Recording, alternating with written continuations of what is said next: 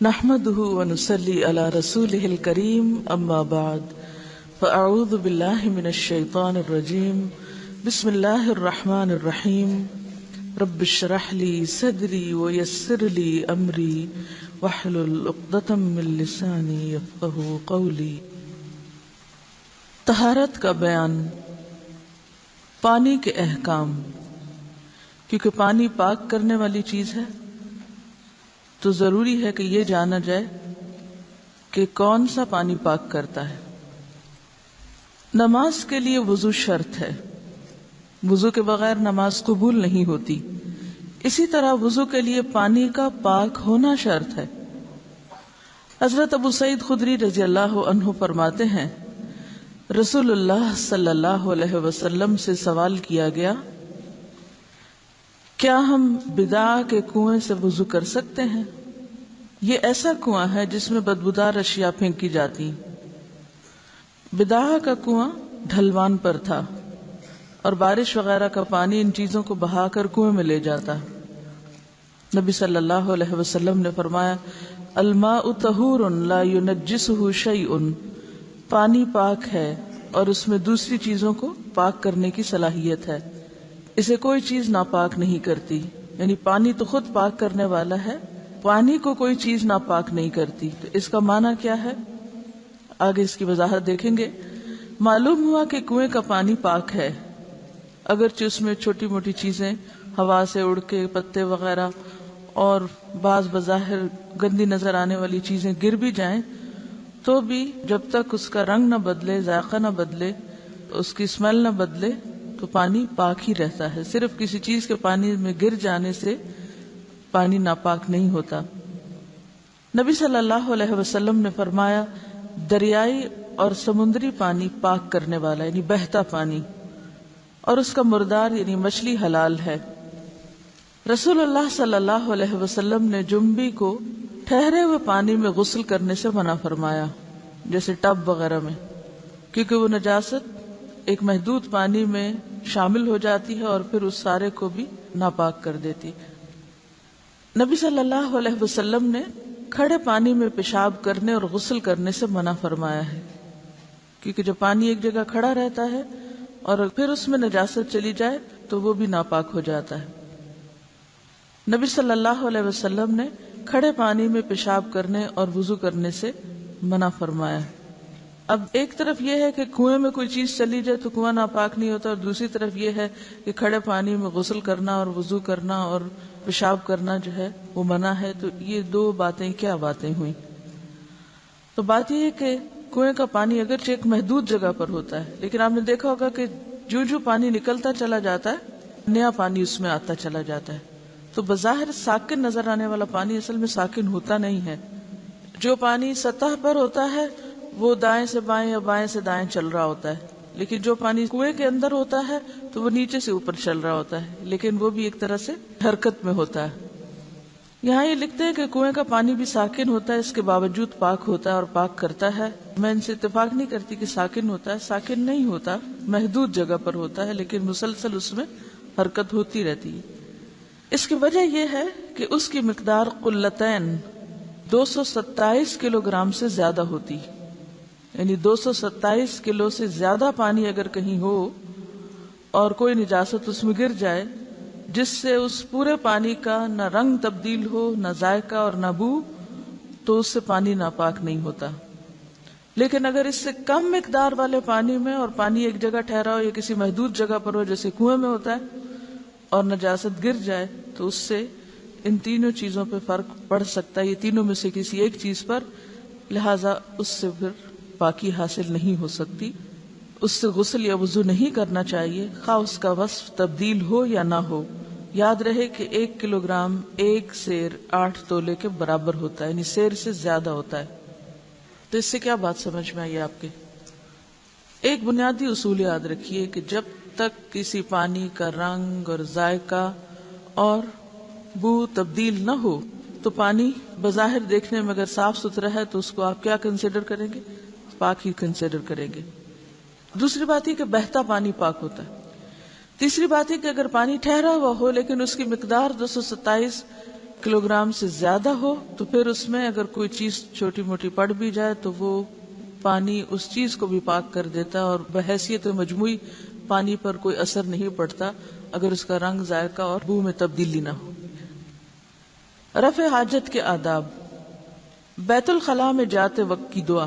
حضرت انس رضی اللہ عنہ فرماتے ہیں کہ رسول اللہ صلی اللہ علیہ وسلم جب رفع حاجت کے لیے بیت الخلاء میں داخل ہونے کا ارادہ کرتے تو فرماتے، کب پڑھتے؟ جب داخل ہونے کا ارادہ کرتے، اندر جا کے نہیں، جب داخل ہونے کا ارادہ کرتے، اللہم انی اعوذ بک من الخبث والخبائث، اے اللہ تحقیق میں تیری پناہ پکڑتا ہوں نر اور مادہ ناپاک جنوں کے شر سے۔ رسول اللہ صلی اللہ علیہ وسلم نے فرمایا، بیت الخلاء جنوں اور شیطانوں کے حاضر ہونے کی جگہ ہے۔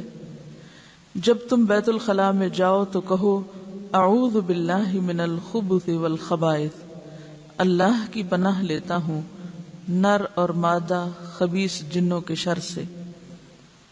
بیت الخلاء سے نکلتے وقت کی دعا۔ حضرت عائشہ روایت کرتی ہیں کہ جب رسول اللہ صلی اللہ علیہ وسلم بیت الخلاء سے نکلتے تو فرماتے، غفرانک، اے اللہ میں تجھ سے بخشش چاہتا ہوں، کیونکہ بیت الخلاء کے اندر ذکر نہیں کیا جاتا، یعنی نہ تو قرآن پڑھا جاتا ہے اور نہ ہی ذکر کیا جاتا ہے، تو وہ وقت جو ذکر کے بغیر اندر گزرتا ہے، جب اس سے انسان فارغ ہو کے باہر آتا ہے تو اس وقت بہترین ذکر پھر کیا ہے؟ غفرانک، کہ اتنی دیر جو تجھ سے دور رہے تو اس پر ہم تیری بخشش چاہتے ہیں۔ رفع حاجت کے مسائل۔ نبی صلی اللہ علیہ وسلم نے فرمایا، جب تم قضاء حاجت کو آؤ تو قبلے کی طرف منہ کرو نہ پیٹھ، یعنی نہ منہ نہ پیٹھ، قبلہ رخ ہو کر نہ بیٹھو، قبلے کے ادب اور احترام کی وجہ سے۔ نبی صلی اللہ علیہ وسلم نے گوبر اور ہڈی کے ساتھ استنجا کرنے سے منع فرمایا۔ نبی صلی اللہ علیہ وسلم نے فرمایا، 2 لعنت کا سبب بننے والے کاموں سے بچو۔ صحابہ کرام نے پوچھا، وہ کیا ہیں؟ آپ نے فرمایا، لوگوں کے راستے میں اور سایہ دار درختوں کے نیچے رفع حاجت کرنا۔ راستے میں رفع حاجت اور سایہ دار درخت کے نیچے رفع حاجت، یہ 2 کام ایسے ہیں جن کے کرنے والے پر آپ صلی اللہ علیہ وسلم نے لعنت بھیجی۔ کیوں؟ ایسا کرنے والا دوسروں کے لیے اذیت اور تکلیف کا سبب بنتا ہے۔ تو پھر آپ سوچیے کہ جو لوگ واش روم میں جا کر فلش نہ کریں، کموڈ کے اوپر پیشاب کی چھینٹیں چھوڑ آئیں یا باتھ روم کا فرش گندا چھوڑ آئیں، ان کے لیے کیا ہوگا؟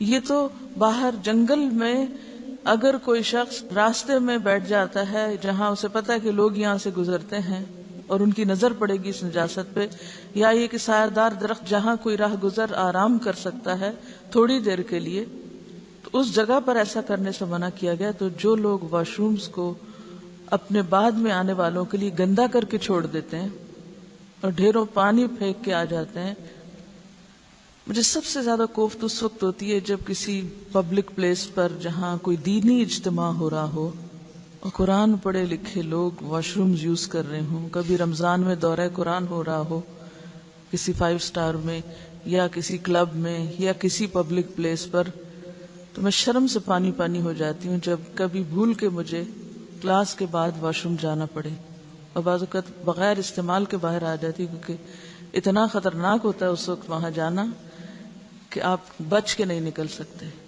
اور یہ صرف چند لوگوں کی نادانی کی وجہ سے ہوتا ہے۔ لوگوں کو شاید کموڈ یوز ہی نہیں کرنا آتا، جس کی وجہ سے بعض لوگ سیٹ پہ پاؤں رکھ کے بیٹھ جاتے ہیں اور وہ گندی سیٹ چھوڑ کے آ جاتے ہیں، پاؤں کے نشان اس، اور بعض اوقات وہ سیٹ کے اوپر جو رنگ ہے اس کو توڑ ڈالتے ہیں، کیونکہ جب آپ خود سوچیں جب آپ اس کے اوپر چڑھ کے بیٹھیں گے تو وہ بچے گی کہاں سے؟ یعنی کس قدر نادانی اور ناسمجھی ہے ہم میں، سیوک سینس نہیں ہے نا، رہنے سہنے کے معمولی ادب آداب جو ماؤں کو گھروں میں بچوں کو پیدا ہوتے ہی سکھانے چاہیے وہ بھی نہیں سکھائے، جس کے نتیجے میں ہم یہ سب حرکتیں کرتے ہیں۔ اسی طرح اگر آپ صلی اللہ علیہ وسلم نے بول و براز سے منع کیا راستوں میں، تو جو خواتین اپنے پیڈ ننگے چھوڑ آتے ہیں کسی بھی ٹوائلٹ میں یا کسی بھی کموڈ میں پھینک کے اس کو بند کر دیتے ہیں اور آ کے سویپرز نکالتے ہیں، کیونکہ اس کا بھی بارہا ایکسپیرینس ہوا ہے کہ لڑکیاں بے احتیاطی برتتی ہیں، ایسی چیزیں کموڈ میں پھینک دیتی ہیں یا کسی ایسی جگہ پہ رکھ دیتی ہیں کہ پانی کے بہاؤ کے ساتھ وہ نالی میں چلا گیا، اور پھر سویپر جا کے بےچارے ہاتھوں سے نکالتے ہیں، مشینوں سے نکالتے ہیں، اور آ کہتے بی بی یہ نکلا ہے۔ اس وقت بی بی کی کیا حالت ہوتی ہے، سر پیٹنے کو جی چاہتا ہے۔ تو یہ سب کام ہم اپنے نادانی اور جہالت میں کرتے ہیں، تو رحمت کہاں سے آ سکتی ہے؟ آپ صلی اللہ علیہ وسلم تو ایسے لوگوں پہ لعنت فرما رہے ہیں۔ تو ہمیں تو زندگی گزارنے کی جو بالکل ابتدائی چیزیں ہیں وہ بھی نہیں پتا، ہم کس طرح کے مسلمان ہیں۔ طہارت تو نصف ایمان ہے۔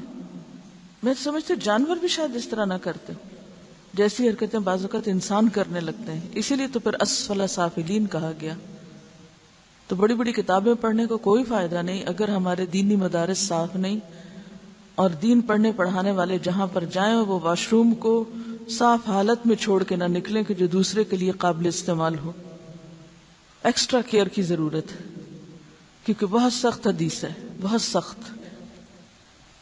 نبی صلی اللہ علیہ وسلم نے دائیں ہاتھ سے استنجا کرنے سے منع فرمایا۔ نبی صلی اللہ علیہ وسلم نے فرمایا جو کوئی پتھر سے استنجا کرے وہ طاق پتھر لے، یعنی 3 یا 5۔ اب یہ پتھر یا ڈھیلا یا اس طرح کی چیزیں کیوں یہاں ذکر کی گئی ہیں؟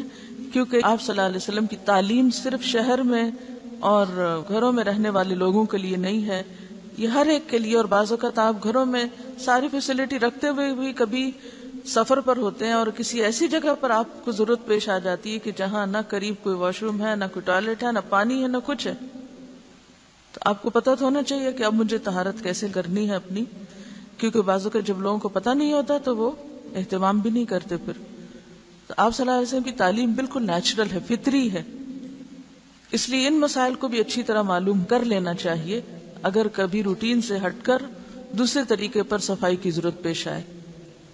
آپ ٹوائلٹ پیپر بھی یوز کر سکتے ہیں، لیکن جو صفائی مٹی سے ہوتی ہے وہ خالی ٹوائلٹ پیپر سے نہیں ہو سکتی۔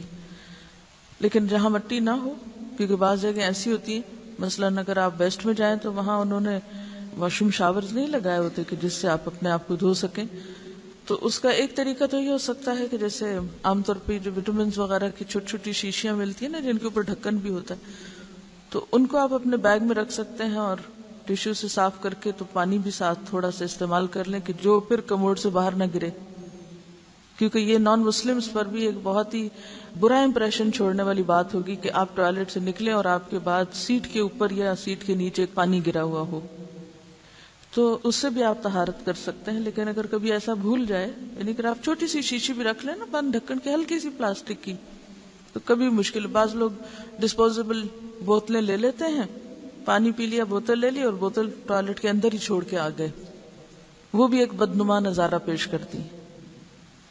یا تو آپ اس کو کسی ایسی جگہ کسی ٹھکانے لگائیں کہ اس کی جو بظاہر لک ہے وہ خراب نہ ہو۔ تو یہ چھوٹے چھوٹے ایٹیکیٹس ہیں، مینرز ہیں، جو آپ کے چلنے پھرنے کو، جو آپ کے رہن سہن کو، جو آپ کے عمل معاملے کو خوبصورت بناتے ہیں، اور یہ آپ کی چلتی پھرتی تبلیغ ہو جاتی ہے۔ وہاں آپ بیٹھ کے کتاب الطہارہ نہ بھی پڑھائیں تو آپ کے عمل سے لوگوں نے طہارت سیکھ لی۔ نبی صلی اللہ علیہ وسلم نے 3 ڈھیلوں سے استنجا کرنے کا حکم دیا۔ رسول اللہ صلی اللہ علیہ وسلم نے 3 ڈھیلوں سے کم کے ساتھ استنجا کرنے سے منع فرمایا، کیونکہ اس سے پوری طرح نجاست صاف نہیں ہوتی۔ نبی صلی اللہ علیہ وسلم جب رفع حاجت کو جاتے تو اتنی دور جا کر بیٹھتے کہ کوئی آپ کو نہ دیکھ سکتا۔ آپ صلی اللہ علیہ وسلم پانی کے ساتھ استنجا فرماتے تھے۔ نبی صلی اللہ علیہ وسلم نے سوراخ میں پیشاب کرنے سے منع فرمایا، کیونکہ وہ بھی کسی جانور کا مسکن ہو سکتا ہے، تو جانور کو اذیت دینا بھی تو درست نہیں۔ کیا آپ چاہیں گے آپ کے گھر میں کوئی نجاست پھینکے؟ تو آپ سوراخ میں اگر نجاست ڈال رہے ہیں تو اس کا مطلب کہ کسی جانور کے گھر میں نجاست ڈال رہے ہیں، ان کا بھی زمین پہ جینے کا حق ہے، اور یہ بھی ہو سکتا ہے کہ پلٹ کے وہ نکل کے پھر کاٹ لے آپ کو۔ حضرت عبداللہ بن عمر فرماتے ہیں کہ رسول اللہ صلی اللہ علیہ وسلم پیشاب کر رہے تھے کہ ایک آدمی نے آپ کو سلام کیا مگر آپ نے اس کا جواب نہ دیا۔ اس سے کیا پتہ چلتا ہے کہ رفع حاجت کی حالت میں باتیں کرنا منع ہے، اگر سلام منع ہے تو باقی باتیں بھی منع ہے۔ نبی صلی اللہ علیہ وسلم نے غسل خانے میں پیشاب کرنے سے منع فرمایا، یعنی غسل خانے کی زمین پر پیشاب کرنے سے منع فرمایا. کیوں؟ اس لیے کہ پھر اسی کے اوپر پانی اور پڑے گا اور زمین پہ چھینٹیں پلٹ کے آپ ہی کے اوپر آئیں گی اور آپ پاک ہونے کی بجائے ناپاک ہو کے نکلیں گے. اب دیکھیے کہ ایسے مقامات پر ہمیں کوئی انسان نہیں دیکھ رہا ہوتا، یہ ہمارا اور خدا کا معاملہ ہوتا ہے، اور ایسے مواقع پر ہی انسان کا اصل تقوی سامنے آتا ہے کہ وہ خود کو اور دوسروں کو ناپاکی سے کس طرح بچائے. حضرت ابو ہریرہ کہتے ہیں کہ نبی صلی اللہ علیہ وسلم بیت الخلاء گئے، ایک برتن میں پانی لایا گیا، آپ نے استنجا کیا، پھر ایک اور برتن میں پانی لایا گیا، آپ نے وضو کیا. اس سے کیا پتہ چلتا ہے کہ استنجا اور وضو کا برتن الگ الگ تھا. جس شخص کو رفع حاجت کی طلب ہو پہلے وہ حاجت سے فراغت پائے پھر نماز پڑھے. نبی صلی اللہ علیہ وسلم نے فرمایا جب کھانا موجود ہو یا حاجت شدید ہو انسان کی تو نماز نہیں ہوتی، یعنی اس وقت توجہ انسان کی یا تو کھانے پہ لگی ہوتی یا پھر اندر کی تکلیف پہ، تو ایسی صورت میں انسان کو نماز نہیں پڑھنی چاہیے کیونکہ پھر خشوع و خضوع حاصل نہیں ہو سکتا. بول و براز کے دباؤ کی حالت میں اگر نماز پڑھے گا تو نماز میں چین، خضوع اور اطمینان حاصل نہ ہوگا. اس لیے نبی صلی اللہ علیہ وسلم نے ان سے فراغت حاصل کرنے کو مقدم فرمایا. پیشاب کے چھینٹوں سے بچنے کی سخت تاکید. حضرت ابن عباس روایت کرتے ہیں کہ رسول اللہ صلی اللہ علیہ وسلم 2 قبروں کے پاس سے گزرے تو فرمایا ان دونوں قبر والوں کو عذاب ہو رہا ہے، اور باعث عذاب کوئی بڑی چیز نہیں. ان دونوں میں سے ایک پیشاب سے نہیں بچتا تھا اور دوسرا چغل خور تھا. چغل خور، چغل خور کون ہوتا ہے؟ لگائی بجائی کرنے والا، ادھر کی بات ادھر، ادھر کی ادھر، تاکہ لوگوں کے درمیان پھوٹی پڑی رہے اور دل ایک دوسرے سے میلے ہی رہیں. ان 2 باتوں کو ایک جگہ بیان کیا گیا، ایک ظاہری نجاست ہے اور ایک باطنی نجاست. تو چغل خوری بھی ایسے ہی ہے جیسے پیشاب کے چھینٹے اپنے اوپر لینا. پیشاب کی چھینٹوں سے تو ہمیں پھر بھی نفرت ہوتی ہے، لیکن چغل خوری جو اسی قسم کا ایک عمل ہے اس سے ہمیں کوئی بھی عار نہیں ہوتا، اور ہم سب سمجھتے ہیں کہ ہم تو اصلاح کر رہے ہیں. اذا قیل لهم لا تفسدوا في الارض قالوا انما نحن مصلحون. وہ چغل خوری کو اصلاح سمجھتے ہیں. تو پیشاب کے چھینٹوں سے بچنا بے حد ضروری ہے، اور اگر شک پڑ جائے تو پھر اس کو دھو لینا چاہیے. عام طور پر پکے فرش پہ جیسے واش روم کے فرش پر بیٹھ کے پیشاب کیا جائے تو اس سے آپ بچ ہی نہیں سکتے چھینٹوں سے، وہاں بھی پڑیں گے. اور یہ جو انڈین سٹائل کموڈ ہوتے ہیں ان میں بھی چھینٹوں سے بچنا ناممکن ہوتا ہے. صرف جو دوسرے کموڈ ہیں اس میں کافی بچت ہوتی ہے، اور اگر آپ سمجھے کہ کوئی چیز پلٹ کے واپس آپ کو لگی تو دھونا بھی آسان ہوتا ہے انسان کو. لیکن کوئی بھی کسی بھی ایسی جگہ پر بیٹھ کے پیشاب کرنا جس سے پورے واش روم میں یا دائیں بائیں پاؤں پہ یا کپڑوں پہ یا کسی بھی چیز پہ جہاں چھینٹے پڑے، یا بے احتیاطی سے بیٹھ جانا، کیونکہ جب کوئی چیز جیسے آپ ایسی جگہ بیٹھے ہیں کہ جہاں سے پیشاب کسی وال سے ٹکرا رہا ہے، یعنی کموڈی کی وال سے ٹکرا رہا ہے، تو اس صورت میں پلٹ کے چھینٹے پڑنے کا امکان ہے. اور اگر آپ بیٹھنے میں احتیاط کرتے ہیں تو چھینٹوں سے بھی آپ بچ جائیں گے. تو اب آپ دیکھیں کہ پیشاب کے چھینٹوں سے نہ بچنا عذاب قبر کا سبب بنتا ہے. مجھے یاد ہے کہ جب میں نے ابھی ہوش نہیں سنبھالا تھا، بہت ہی چھوٹی تھی، تو میرے والد اس پر اتنی تاکید کرتے تھے کہ ٹائم مجھے لگتا تھا کہ واش روم جانا محال ہے. ایسا لگتا ہے جیسے میں خوف کا شکار ہو گئی کہ واش روم جاتے ہی سب سے پہلا خیال یہ ہوتا تھا کہ کپڑے بچے، پاؤں بچے، جوتا بچے، بچ کے بیٹھنا، احتیاط کرنی. یعنی ایک دفعہ نہیں کئی دفعہ انہوں نے یہ بات سکھائی، اور اسی ریفرنس سے یہی حدیث بیان کر کے. اور یہ بات بہت اہم ہے کہ عموماً یہ عادتیں بچپن سے ہی، جسے کہتے ہیں نا کہ ماؤں کو یہ ٹریننگ دینی پڑتی. تو طہارت اور پاکیزگی اور صفائی کی جو عادت ہے یہ جب تک بچپن سے انسان کے اندر راسخ نہ کی جائے، بڑے ہو کر پھر انسان کو جو غلط عادتیں پڑ جاتی ہیں تو پھر ان کا توڑ بہت مشکل ہو جاتا ہے. لیکن یہ نہیں کہ کوئی کام ناممکن ہے، مگر آپ سب مائیں ہیں یا آئندہ مستقبل کی مائیں ہیں، آپ سب کے اوپر یہ فرض عائد ہوتا ہے کہ اپنے بچوں کی واش روم ہیبٹس کو ضرور نوٹ کریں. کہ اگر کوئی بچہ ٹوائلٹ میں جا کے کموڈ صاف نہیں چھوڑتا، یا بعض لوگ پانی پھینک دیں گے مگر نجاست نہیں اترے گی، وہ کموڈ کے ساتھ ہی لگی رہے گی، اس پر بھی نظر رکھنے کی ضرورت ہے. کیونکہ ہم یہ کیوں سمجھتے ہیں کہ کوئی اور ہی آ کے تو اس کموڈ کو صاف کرے، ہماری نجاست کو چاہے کوئی جمعدار یا سویپر ہی ہو، کیوں وہ برش اٹھائے اور صاف کرے، ہم خود کیوں نہ اسے کریں. تو اگر درخت کے نیچے نجاست چھوڑنا منع ہے تو کموڈ کے کناروں پر نجاست لگی چھوڑ کر باہر نکل آنا کہ کوئی اور برش لے کے اس کو صاف کرے، کیا یہ رحمت کا باعث ہوگا؟ تو ان معاملات میں احتیاط کی ضرورت ہے، بچپن سے ہی ٹریننگ کی ضرورت ہے. مجھے تو کبھی احساس نہیں ہوا کہ کموڈ سے نجاست لگی. اگر کموڈ صاف ہے تو نجاست کیوں لگے گی؟ اگر آپ سمجھیں کہ کہیں پلٹ کے کوئی چینٹا واپس جسم کے کسی حصے کو لگا ہے تو دھو لیں. جب آپ استنجا کرتے ہیں تو سب کچھ دھل سکتا ہے. مجھے تو سب سے زیادہ سیف طریقہ لگتا ہے یہ، الا یہ کہ کچی زمین ہونی چاہیے، ورنہ پکے فرشوں کے اوپر تو آپ بچ ہی نہیں سکتے، بچ سکتے ہی نہیں چینٹوں سے. اس حدیث سے معلوم ہوا کہ پیشاب کے چینٹوں سے سخت پرہیز کرنا چاہیے. وہ لوگ جو پیشاب کرتے وقت چینٹوں سے پرہیز نہیں کرتے، اپنے کپڑوں کو نہیں بچاتے، پیشاب کر کے پانی کی عدم موجودگی میں ٹشو، ٹاکی یعنی کپڑے کے پیس یا مٹی وغیرہ سے استنجا کیے بغیر فوراً اٹھ کھڑے ہوتے ہیں، ان کے پاجامے، پتلون اور جسم وغیرہ پیشاب سے آلودہ ہو جاتے ہیں. اور خصوصاً بچوں کو جب ہم نہیں سکھاتے استنجا کرنا تو وہ یہ حرکت کرتے ہیں. تو انہیں معلوم ہونا چاہیے کہ پیشاب سے نہ بچنا باعث عذاب اور بڑا گناہ ہے. نجاستوں کی تطہیر کا بیان. ایک اعرابی نے مسجد میں پیشاب کر دیا، لوگ اس کے پیچھے پڑ گئے. رسول اللہ صلی اللہ علیہ وسلم نے انہیں فرمایا، دعوہ وحریقوا علی بولہ سجلا من ماء، اسے چھوڑ دو اور جگہ کو پاک کرنے کے لیے اس کے پیشاب پر پانی کا ڈول بہا دو.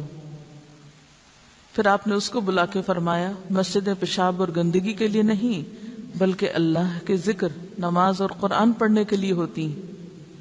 یعنی ایک طرف صحابہ کو کہا کہ تم اس پہ پانی بہا دو، یعنی عمل سے اس کو تعلیم دو، نہ کہ ڈانٹ ڈپٹ کے، اور دوسری طرف اس کو بلا کے پیار سے سمجھا دی کہ دیکھو مسجدیں نجاست کے لیے نہیں ہوتی. حیض آلود کپڑا. حضرت اسماء بنت ابی بکر فرماتی ہیں کہ ایک عورت نے رسول اللہ صلی اللہ علیہ وسلم سے پوچھا کہ جس کپڑے کو حیض کا خون لگ جائے تو کیا کرے؟ آپ نے فرمایا اسے چٹکیوں سے مل کر پانی سے دھو ڈالنا چاہیے، پھر اس میں نماز ادا کر لی جائے. یعنی صابن سے دھونا ضروری نہیں بلکہ اس کو پانی سے پاک کر لینا بھی کافی ہو سکتا ہے، کیونکہ ہر جگہ تو صابن اویلیبل نہیں ہوتا. اور چٹکیوں سے مل کر یعنی باریک طریقے سے صفائی کی جائے کہ کوئی داغ وغیرہ نہ رہے، یہ مراد ہے. منی کا دھونا.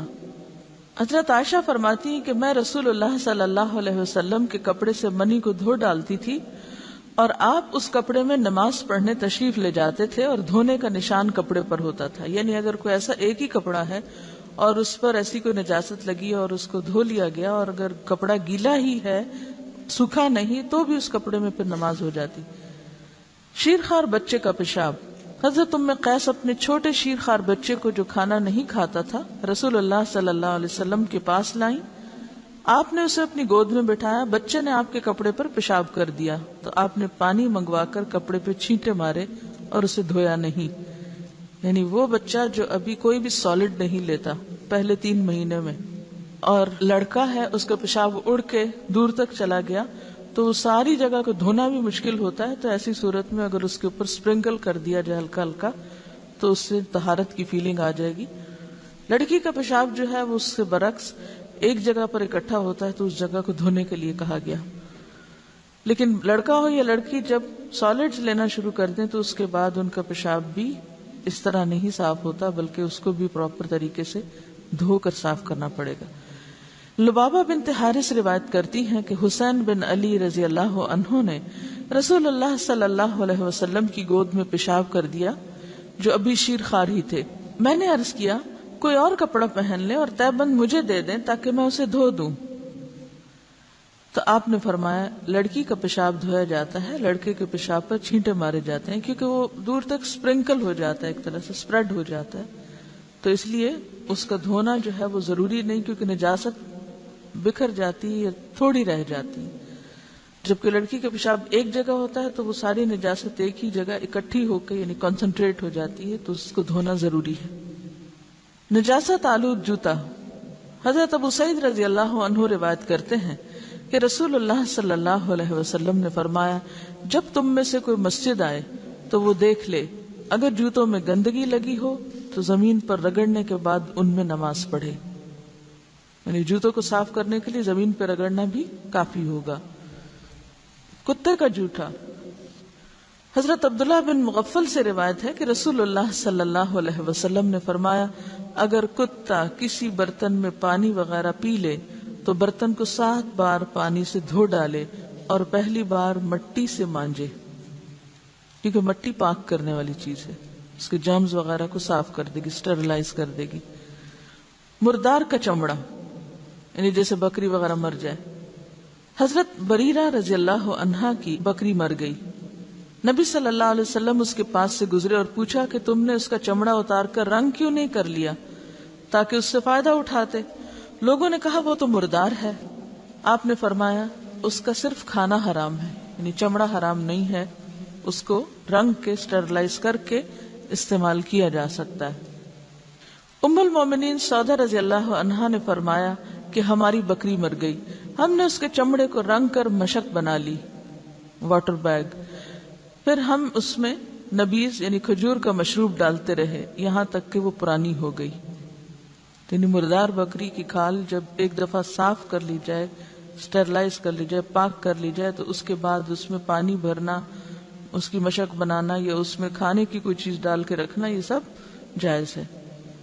رسول اللہ صلی اللہ علیہ وسلم نے مردہ بکری کا چمڑا اتار کر استعمال کرنے کا حکم دیا اور فرمایا مردار کا چمڑا دباغت دینے یعنی مسالے کے ساتھ رنگنے یعنی کیمیکلی اس کو کلر کرنے سے پاک ہو جاتا ہے، یعنی کیمیکل پروسیس سے گزارنا ضروری ہے اس کا تاکہ اچھی طرح جرمز ختم ہو جائیں. نبی صلی اللہ علیہ وسلم نے درندوں کی کھال استعمال کرنے سے منع فرمایا. کیوں بھائی، ایسا کیوں؟ شیر کی، چیتے کی. اصل میں یہ جتنے بھی جانور ہوتے ہیں نا، یہ سمبلائز کرتے ہیں کس کو؟ خاص کیریکٹرسٹک کو، کہ نہیں؟ شیر کس کی علامت ہے؟ بہادری کی اور ایک خاص ایٹیٹیوڈ کی. اسی طرح چیتا، کتا، بلی اور گدھا. بیسیکلی 2 بنیادی وجوہات ہیں. ایک تو یہ کہ انسان جس قسم کا لباس پہنتا ہے یا جو چیز دیکھتا ہے بار بار، اس کی جو ریفلیکشن ہوتی ہے اس کے مائنڈ میں، یا اس کا جو ایک فیلنگ یا ایک احساس اس کے اندر ڈیولپ ہوتا ہے، وہ اس کے تابع ہوتا ہے جو کچھ اس کے ماحول میں ہوتا ہے. تو ان کھالوں کی جو رنگت ہے یا شکل ہے یا ڈیزائن ہے، اور یہ تمام چیزیں براہ راست انسانی شخصیت پر اثر انداز ہوتی ہیں. انسان جس کی صحبت میں رہتا ہے، جس کی قربت میں رہتا ہے، اس کا رنگ اس پہ ضرور چڑھتا ہے. انسان کا لباس انسان پر ضرور اثر انداز ہوتا ہے. جسے نماز استسقاء میں کیا کہا گیا کہ کپڑے پرانے پہن کے جائیں. دوسری بات یہ کہ یہ جتنے بھی جنگلی جانور ہیں موسٹلی ان میں سے ایک محدود تعداد میں زمین پر، اور ان کی اپنی ایک ضرورت ہے. اللہ تعالیٰ نے خاص مقاصد کے لیے ان کو پیدا کیا ہے. وہ ہمارے کاروباری یا تجارتی مقاصد کے لیے نہیں زمین میں بھیجے گئے. اگر ہم ان کی کھالوں سے اپنی ضروریات زندگی پورا کرنا شروع کریں تو نتیجہ کیا ہوگا؟ بہت سی نسلیں ایکسٹینٹ ہو جائیں گی، ختم ہو جائیں گی، ناپید ہو جائیں گی. اور جیسا کہ آپ دیکھتے ہیں کہ ہو رہا ہے. اور اس سے کیا ہوگا؟ زمین پر جو اللہ تعالیٰ نے ایک بیلنس قائم کیا ہوا ہے اس وائلڈ لائف میں، وہ متاثر ہوگا. اس سائیکل میں اگر کوئی ایک چیز بھی ناپید ہوتی ہے تو گیپ آ جائے گا، فطرت کے نظام میں خلل ہوگا. اسی لیے قرآن میں کیا فرمایا گیا؟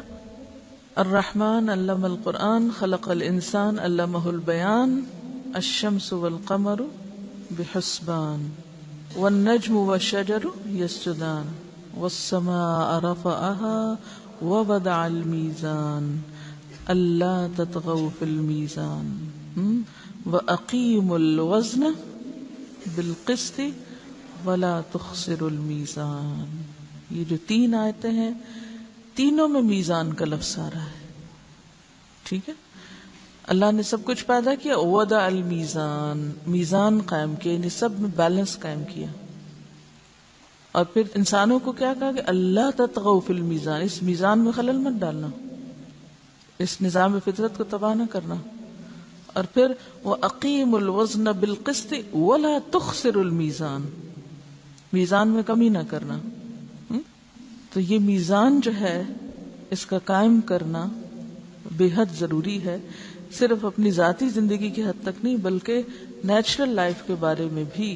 اسی لیے بہت سی ایسی تعلیمات ملیں گی جس سے خود بخود ان تمام چیزوں کا تحفظ یا پروٹیکشن سامنے آتی ہے جو اللہ تعالیٰ نے ہمیں بتائی.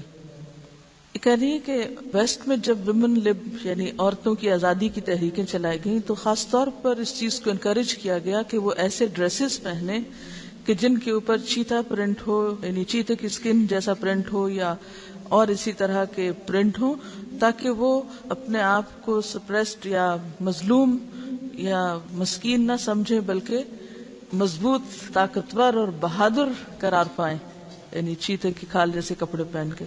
تو اب آپ دیکھیں کہ اس طرح کے رنگ اور پرنٹ بہت دفعہ شاید آپ نے بھی پہنا ہو, اور خصوصاً کوٹ وغیرہ میں آپ نے دیکھا ہوگا یہ پرنٹ بہت ہوتا ہے, بلینکٹس وغیرہ کے اوپر بھی.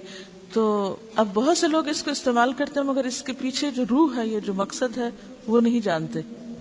لیکن ایک بات یاد رکھیے کہ صرف شیر کی کھال پہننے سے کوئی شیر نہیں بن سکتا جب تک آپ شیر پیدا نہ ہو.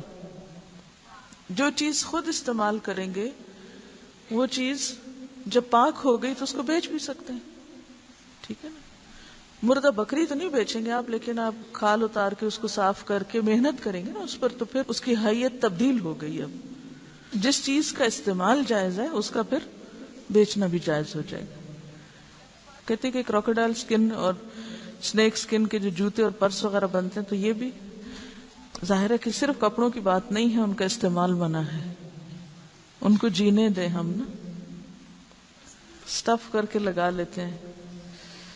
مجھے سمجھ نہیں آتی کہ گھر کو جنگل کیوں بناتے ہیں. فطری طبیعت گوارا نہیں کرتی ایسے وائلڈ اینیملز کو گھر میں رکھنا. اللہ تعالیٰ نے جنگلی جانوروں کے بھی حقوق پروٹیکٹ کیے ہیں. جب ایسے جانوروں کو شکار کیا جاتا ہے تو اس وقت ان کو بہت ٹارچر بھی کیا جاتا ہے بعض اوقات اصل حالت میں سکن لینے کے لیے, ورنہ تو اگر آپ دور سے کچھ ماریں گے یا کچھ تو سکن کٹ جائے گی, پٹ جائے گی, وہ مقصد پوری طرح حاصل نہیں ہوگا. بہرحال بات پھر وہیں پر آ جاتی ہے کہ اللہ کے ہر کام میں مصلحت ہے, ہر حکم کے پیچھے کوئی حکمت ہے. ہمارے لیے کیا حکم ہے؟